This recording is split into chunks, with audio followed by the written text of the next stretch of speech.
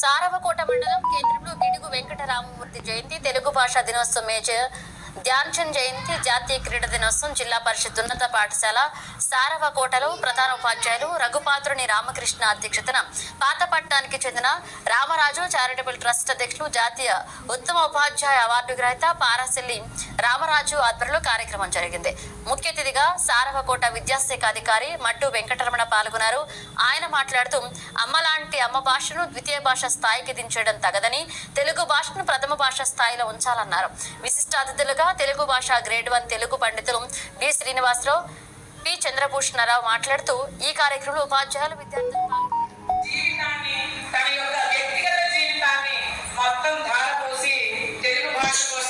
విశేష కృషి చేసి మనకు అర్థమయ్యే భాషని మన ముందు ఉంచారు. భావితరాలకు మంచి విషయాలు తెలియాలి అంటే వ్యావహారిక భాష ఉండాలి. వాళ్ళు మాట్లాడే భాషలోనే ఆ గ్రంథాలు వెలువడాలి అనేటువంటి మంచి ఉద్దేశంతో ఎన్నో కష్టాలు మరి పడి కాకినాడ రూరల్ పరిశ్రమలో స్థానికులకు 75